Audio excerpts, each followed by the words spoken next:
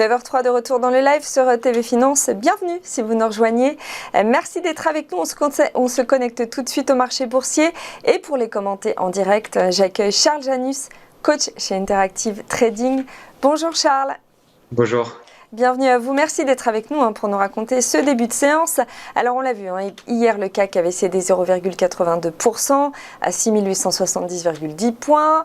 On est sur des marchés inquiets à cause des nouvelles restrictions instaurées en Europe pour freiner la montée du fameux variant Omicron.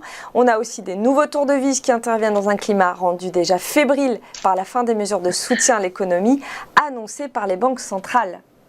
Oui, en effet, beaucoup de thématiques qui vont agiter encore les marchés, à mon avis, dans les prochains jours, et on l'a vu hier, beaucoup d'agitation sur le marché. Donc vous l'avez rappelé, dans les principales informations du jour, il y a toujours ce risque Omicron.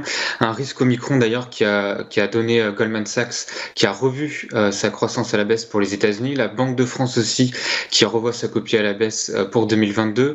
On a le plan Biden aussi, on a plus de difficultés suite aux déclarations d'un sénateur démocrate, où il y a un plan de 1750 milliards de dollars qui pourrait avoir un petit peu du plomb dans l'aile pour se mettre en place. Et en plus, c'est sur des segments qui sont importants pour l'économie américaine, des crédits d'impôt pour les familles ou d'investissement pour les réductions de gaz à effet de serre par exemple. Et puis toujours cette thématique de fond à ne pas oublier, celle du tapering, donc ça elle est déjà bien intégrée par le marché, mais également de cette augmentation des taux directeurs par les principales banques centrales, notamment par la Fed. Alors il faut savoir qu'on attend à ce que ces taux soient à peu près à 1,6 en 2023 et 2,1 en 2024. Or pour l'instant, par exemple, si on regarde le marché obligataire, on est plutôt en train de pricer autour de 1,5 à l'horizon 2 ans. Donc on voit qu'il y a une dichotomie entre le marché et ce que prévoit la Fed. Alors est-elle trop ambitieuse? Ça on va le voir dans les prochains mois si elle garde toujours ce fil directeur ou si c'est plutôt le marché obligataire qui a raison. Maintenant, ce qu'on peut voir, c'est que cette inquiétude et cette tergiversation avec les risques, les annonces des banques centrales, etc., se retrouvent aussi sur les marchés. On peut voir un CAC 40 qui est un petit peu ballotté maintenant depuis un mois, entre deux bornes, les 7050 points et les 6700, 6600 points. Et on voit que tout de même, il faut le rappeler, que le CAC 40 est toujours en dynamique haussière de moyen long terme. On a des plus bas et des plus hauts de plus en plus hauts.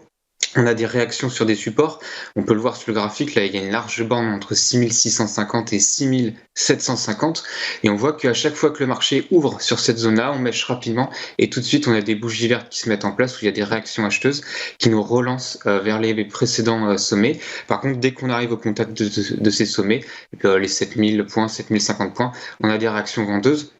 Donc on voit en fait que les indices, que ce soit européens ou même américains, ils se mettent dans des trading ranges. Par exemple, si on prend le Nasdaq, pareil, on a une borne entre à peu près 15 007 et 16 004.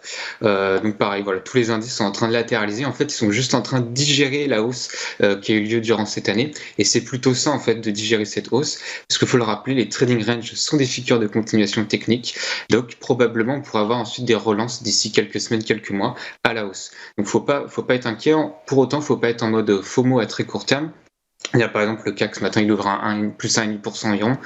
Faut pas se précipiter à l'achat immédiatement. Et hier, on pouvait le payer 2-3% plus bas.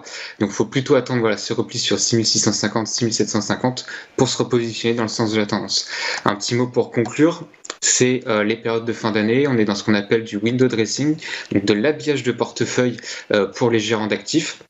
Ça veut tout simplement dire qu'on va avoir des rattrapages pour les plus mauvais dossiers de la cote parisienne, par exemple, où on va avoir des petits rattrapages techniques, on va essayer d'aller rechercher ces valeurs pour grappiller quelques points de performance. Au contraire, sur les belles pondérations du CAC 40, par exemple, on l'a vu sur Hermès il y a vendredi dernier, où il y a des prises de bénéfices importantes pour cristalliser en fait les gains engendrés cette année.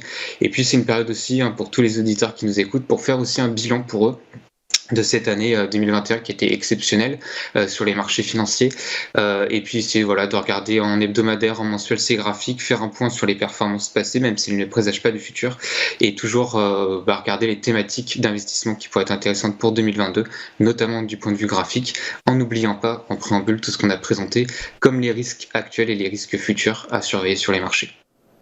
Merci Charles, merci pour cette analyse en direct et ce premier point sur le CAC et les marchés pour savoir quelles sont les tendances, les stratégies à adopter. On l'a bien compris, une année exceptionnelle. On marque une courte pause et on poursuit ce live en direct, comme son nom l'indique, avec nos fameuses Market Movers. À tout de suite.